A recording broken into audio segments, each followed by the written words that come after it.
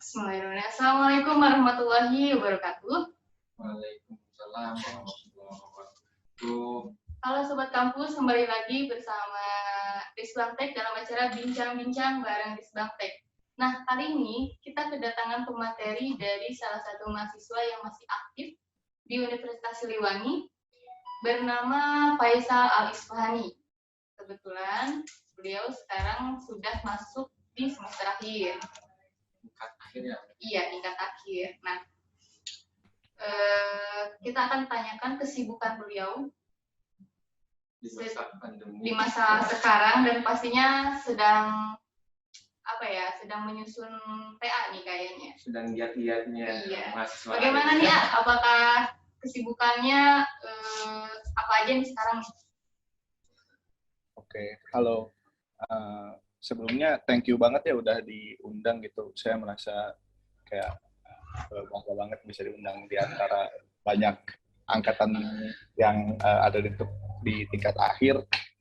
Saya salah satu yang terpilih gitu buat masuk ke saya benar-benar bangga banget sih. Hasil seleksi ya. Waduh. Kalau soal kesibukan, saya sekarang lagi sibuk pastinya nyusun TA ya, soalnya kita tingkat akhir juga, malu lah kalau nggak nyusun TA. Terus saya juga lagi kebetulan keterima jadi full timer di Jakarta Barat. Selain itu saya juga sedang magang sih, alhamdulillah. Jadi lumayan hektik banget buat kegiatan sehari-hari. Boleh dijelasin nggak sih, TA-nya tentang apa? Oke, saya TA-nya kebetulan saya alhamdulillah banget dapet yang sesuai sama passion saya.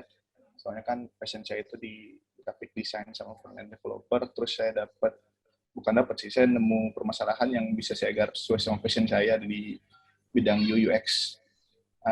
Sebenarnya masalahnya sepele sih. Jadi kan judulnya itu kayak pengaruh penambahan metode, kayak ribet banget gitu kan, pengaruh penambahan metode panjang. terhadap user evaluation, metode design thinking, kepada studi kasus, aplikasi, V-class, learning gitu kan. Kayak ribet banget gitu. Tapi sebenarnya kayak sepele banget kalau misalnya kita breakdown dikit-dikit. Jadi permasalahannya itu, jadi ada UX design. Jadi UX itu kayak sebuah ilmu buat ngerancang user experience terhadap user interface. Nah, itu kan udah ada namanya itu kan user. Nah, pasti keterlibatannya cuma user. Nah, tapi permasalahan di lapangan ataupun permasalahan di penelitian yang saya temuin itu, terkadang user itu kayak nggak bisa ngasih tahu kita masalah yang dihadapi itu di mana. Misal nih, kita lagi nguji aplikasi, sebut saja aplikasi e-learning, gitu kan. Pasti banyak orang yang ngeluh kan.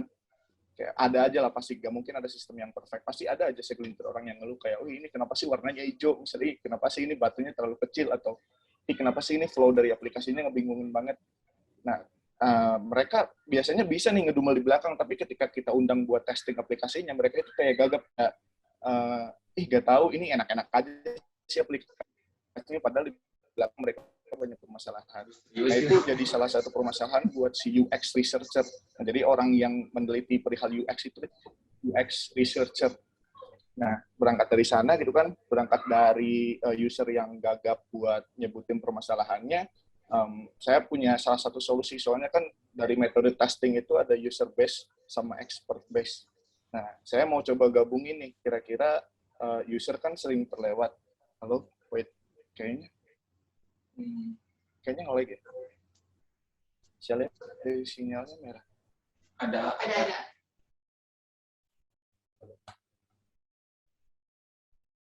Macet. Saya tadi macet. Suaranya ada nggak? Iya. Gimana sampai mana tadi? Takutnya kan macet juga. Enggak lancar. Lancar di sini ya. Baru sampai user. Ya, jadi saya mencoba buat, ya tadi kan saya ulang dikit, metode buat pendekatan UX itu ada expert base, berbasis expert. Jadi yang kita libatin itu expert di bidang usability, sama kita fokus di usernya. Nah, tapi kan permasalahannya itu si user kadang gagap kan, nggak bisa ngomongin masalahnya itu di mana. Jadi saya mau combine nih, gimana kalau misalnya kita combine, jadi kita nyari masalah langsung dari user, sekaligus kita juga nyari tahu dari expert itu kayak gimana tentang sistem kita. Nah, di sana nanti pengen tahu nih setelah di-combine hasilnya gimana, apakah bagus atau enggak. Kalau bagus ya berarti bisa diimplementasi, kalaupun enggak ya udah gitu kan. Tinggal ngegunain sistem yang tradisional yang dulu. Kalau misalnya user, kalau expert nggak perlu digabung. Kayak gitu sih. Sesimpel itu sebenarnya. Cuma ya judulnya aja sih. Ya saya bikin ribet biar kelihatannya keren. Padahal nggak keren, biasa aja. Judulnya panjang banget gitu Pak. Ya. Padahal spellnya banget. Sepele namun berarti gitu. Ya. Ya, kalau nggak salah TA yang AA angkat itu kan yang kemarin dibuat kritik saran di apa link itu ya, yang buat giveaway gitu, beri pulsa itu kan. Oh iya. Ya, itu apa yang buat AA buat kuesioner seperti itu? Apakah harus ada apa maksudnya? Harus ada dari mahasiswa lain untuk memberi masukan atau gimana ya? Ya, jadi kebetulan kan saya ketika penelitian pasti kita perlu data awalan gitu kan. Iya. Kita tuh perlu ngevalidasi tempat studi kasus saya atau aplikasi studi kasus saya. Kebetulan kan saya ambil aplikasi e-learning Unsil kan. Nah, saya nggak bisa nih tiba-tiba bilang, oh e-learning Unsil ini bermasalah sehingga kita perlu optimasi lebih lanjut. Nah, kita kan perlu tahu dulu sebenarnya aplikasi ini bermasalah atau enggak. Nah, salah satu caranya itu pakai kuesioner. Nah, sebenarnya banyak banget tuh metode buat kuesioner. Nah, yang saya ambil itu namanya software usability scale. Nah, mungkin dari kuesionernya itu kayak kelihatan biasa aja, padahal di belakangnya itu ada perhitungan lebih lanjut. Kayak misal, ya nanti dihitung lah, nanti ada skor akhir yang menunjukkan si aplikasi itu tuh layak atau enggak. Intinya pengen ngebuktiin aja sih. Kan awalnya dari asumsi kan. Jadi pas milih-milih aplikasi mana yang pengen kita teliti, kita kan berawal dari asumsi. Kita mikir, bisa jadi dari experience kita sendiri yang pernah menggunakan aplikasi, ataupun bisa dari testimoni orang-orang. Nah, tapi kan nggak bisa berdasar dari diri sendiri doang gitu, harus divalidasi asumsi kita itu. Misalnya saya asumsikan, oh saya pernah pakai V-Class e-learning Munsil, terus saya ngerasa agak kurang enak, kira-kira orang lain mikir yang sama nggak ya? Takutnya cuma kita doang gitu yang mikir masalah, jadi kan cuma asumsi pribadi. Nah, makanya harus divalidasi. Nah, kalau misalnya proses validasinya udah berhasil dan emang sesuai sama asumsi kita, berarti bisa dilanjutin kayak gitu. Nah, kebetulan dari proses kuesioner itu jadi salah satu bahan perhitungan juga buat kesimpulan di akhir. Kebetulan kalau di penelitian saya itu seperti itu. Jadi kan pas ketika pertama nanti dilakukan kuesioner, dapat nih skornya. Nah, nanti setelah saya perbaiki, kira-kira skornya nambah atau enggak. Kalaupun nambah, nanti hasilnya gimana. Kalau kurang, berarti hasilnya gimana. Kayak gitu. Oke. Nah, kira-kira dalam penyusunan TA ini nih, kesulitan apa sih yang A hadapi? Kesulitannya apa ya? Sebenarnya sulitnya itu cuma dimotivasi sih. Kadang kita tuh kayak kehilangan motivasi gitu sebenarnya. Tapi kebanyakan orang yang saya dengar itu, orang-orang itu sulitnya di mengawali sih. Kayak start itu paling susah. Kayak misalnya naik anak tangga itu, kayak memulai itu tangganya lebih tinggi dari tangga-tangga yang biasanya. Itu tuh mulainya susah banget. Tapi kebetulan saya itu mulainya gara-gara emang banyak sekali faktor yang mengharuskan saya buat melakukan penelitian. Jadi mulainya itu agak dipaksa, cuma jadi let it flow aja gitu. Kesulitannya setelah memulai sih, kalau saya memulainya itu udah bisa, udah lancar, terus alhamdulillah bisa udah UP juga gitu kan. Setelah itu banyak banget kayak faktor-faktor baik internal ataupun eksternal yang kayak ngehambat saya dalam mengerjakan TA ini gitu, yang sebenarnya nggak bisa disebutkan di sini sih, yang pasti ada aja sih kayak gitu. Masalah dapur ya. Masalah dapur lah. Iya. Pasti ada aja permasalahan gitu. Jadi awalnya saya itu naif gitu, kayak oh ini saya bisa lulus cepet nih kayak gini. Tapi pas dijalanin, oh ternyata juga ya. Pantasnya orang-orang kayak banyak yang lulus telat gitu. Tapi saya nggak membenarkan lulus telat ya, cuma memang ketika saya melakukan penelitian ada aja gitu masalahnya kayak gitu sih. Iya. Mungkin kan kata juga kan kesulitan itu dari motivasi. Boleh nggak gimana kiat-kiatnya atau cara mengembalikan motivasi yang hilang itu saat mengerjakan TA buat nanti kita yang belum TA? Kalau dari aku sendiri sih, jadi gue selalu mikir, lu tuh miskin, lu jangan malas kayak gitu sih. Itu kasarnya kayak gitu ya, lu tuh miskin, lu jangan malas. Terus selain itu, kuliah kan emang pas awal dari SMA masuk kuliah, eh, proses perkuliahan itu semua proses perkuliahan udah jadi kewajiban gitu. Jangan sampai kita ngalahin kewajiban. Kalau misalnya tugas utama kita aja kita lalai, apalagi kita ngerjain tugas-tugas yang lain gitu kan. Itu jadi suatu pushback bagi saya banget sih. Jadi TA aja ditunda-tunda, gimana kerjaan yang lain. Jadi TA first lah. Kayak gitu. Ya motivasi banyak sih, baik internal atau eksternal. Tapi yang paling perih sih itu sih, lu miskin lu jangan males, TA dulu. Oh terus ini sih kalau jadi bangun circle yang emang membangun. Jadi lu tuh harus kayak gaulnya sama orang-orang yang pemikiran juga gitu, yang orang-orang yang emang optimis buat ngerjain TA. Kalau misalnya lu emang berkumpul sama orang-orang yang nggak ngerjain TA, pasti kan kayak gimana gitu. Kayak kebawahnya, santai lah, gue udah rajin sedikit aja bisa membuat bangganya itu over proud.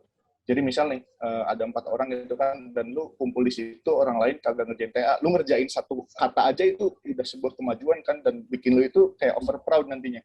Jadi lebih baik lu ngerasa tertinggal di circle daripada lu ngerasa lu paling pintar di circle, kayak gitu semua. Misalnya, iya, cari banyak trigger lah ibaratnya. Sosialisasi perlu ya, berhubungan dengan orang banyak ya. Ya, perlu lah.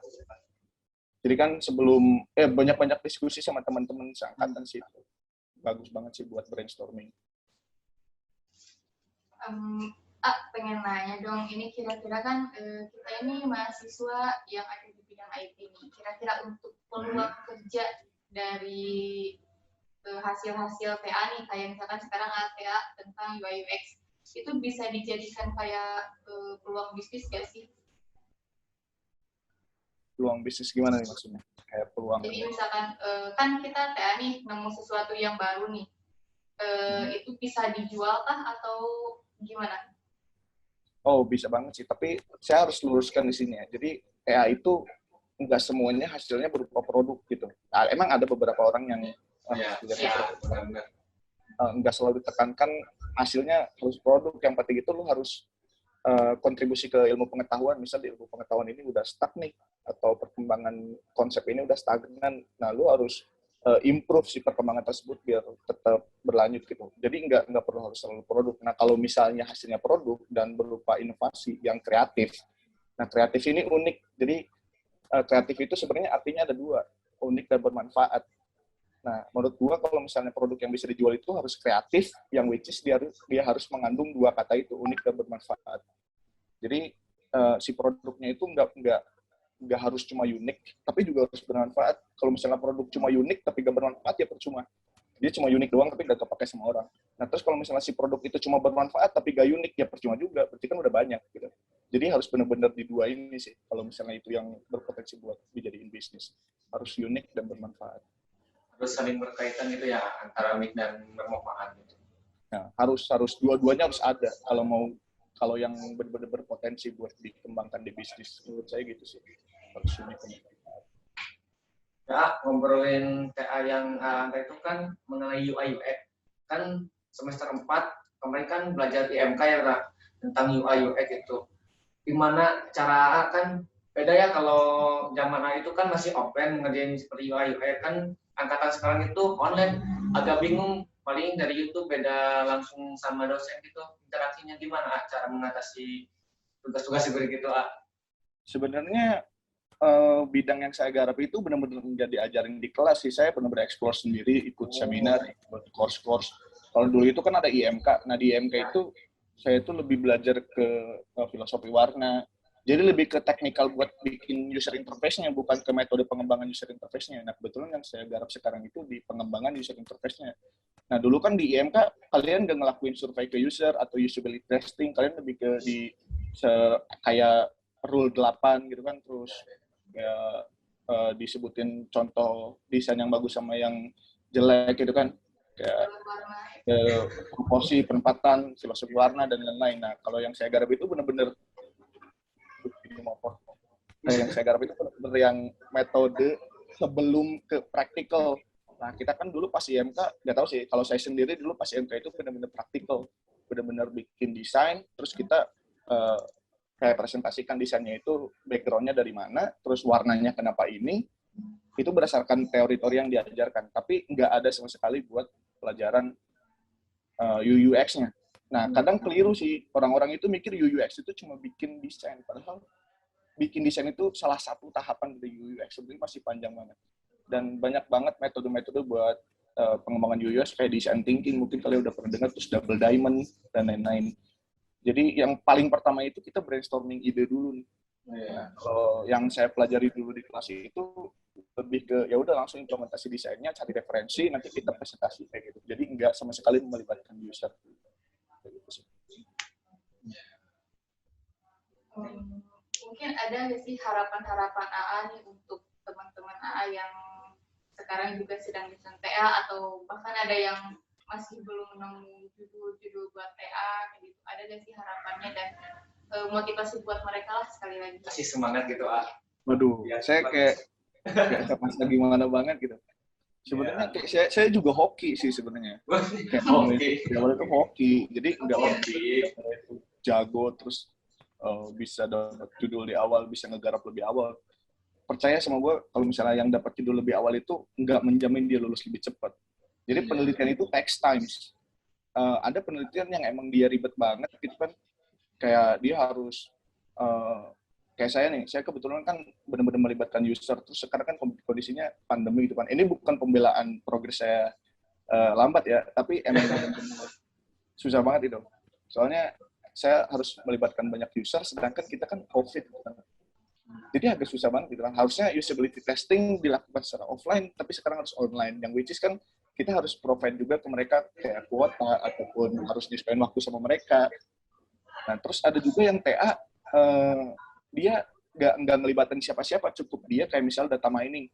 Dia cukup bisa scraping data sendiri, terus dia bisa olah sendiri. Jadi, menurut saya, waktu dalam penemuan judul itu balik lagi ke proses penelitiannya itu ribet atau enggak gitu. Jadi ada aja orang yang misal dia dapat judulnya telat tapi lulusnya cepat, bisa juga gitu.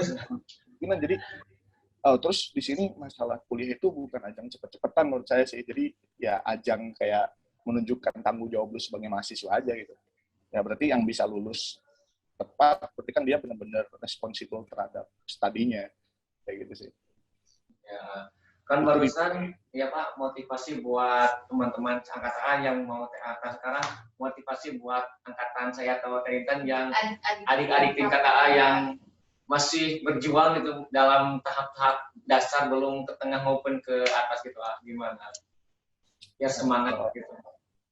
Kalau saran dari saya sih, jadi kan orang biasanya buat nyari judul itu biasanya nyari judul itu sesuai sama yang dia suka kan. Kayak misal gue sukanya di programming web, jadi saya mengusahain bener-bener buat nyari topik di bagian programming web. Yang which is itu kan harus linear sama passion kan. Menurut saya kalau misalnya nyari judul itu nggak selalu harus sesuai sama passion. Kita harus rubah mindset kita, passion itu cuma bumbu. Kalaupun kita nemu sesuai sama passion, ya syukur. Tapi nggak wajib. Kewajiban kita ya cuma bikin TA. Ya syukur-syukur ketemu yang linear sama passion, sama yang kita ahli gitu kan. Tapi nggak selalu harus di situ. Kalau misalnya lu nggak mau nyoba yang lain, di mana lu nemuin passion yang lain, ya ibaratnya kayak kalian harus banyak-banyak nyoba sih. Jadi jangan pola pikirnya jangan tertutup. Misal mentang-mentang kalian itu dapat, misal mentang-mentang kalian sukanya A, ya harus A, yang enggak gitu. Ya, lu harus coba ke B, ke C, ke D. Dengan mencoba itu, jadi lu memperbanyak peluang buat mendapat referensi lain gitu. Jadi nggak benar-benar tertutup dan nanti kalau misalnya udah telat, malah nyalahin keadaan kayak, iya di bidang yang gue geluti sih susah, padahal emang bidang-bidang lain juga banyak gitu. Iya. Ya gitu. Banyak-banyak diskusi, banyak baca sih. Paling bagus. Ya, mungkin ya, gimana ya, boleh saya ambil saran atau kesimpulan 3 hal yang akan diobrolin. Yang pertama, gua miskin, kita harus berubah gitu, yang pertama ya. Yang kedua, belajarlah bukan hanya di sekolah atau universitas, harus dari luar gitu. Yang ketiga, hoki. Mungkin ada tambahan dari 3 hal itu, Pak. Ya, saya mau nambahin di bagian hoki sih. Saya percaya hoki itu ada kayak sangat percaya saya juga. Ya, hoki itu dibangun dari dua faktor sebenarnya, ada opportunity dan preparation. Jadi kesempatan itu sebenarnya selalu ada, tapi yang jarang ada itu preparation kita, kayak kesiapan kita buat menerima kesempatan itu. Nah, kalau misalnya si opportunity sama preparation-nya udah match, gitu yang disebut hoki. Ya, misal nih, ada kesempatan lu buat pergi ke Jepang. Nah, kebetulan lu siap nih, udah punya visa, paspor, dan segala macam. Itu kan hoki kan sebutannya. Jadi ada opportunity dan lu udah siap.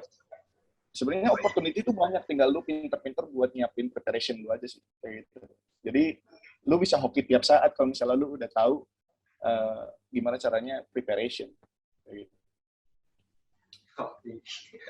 Ya mungkin saya bisa menambahkan sedikit ya kesimpulannya, selain yang 3 tadi, mungkin satu poin lagi, kita itu jangan takut untuk memulai.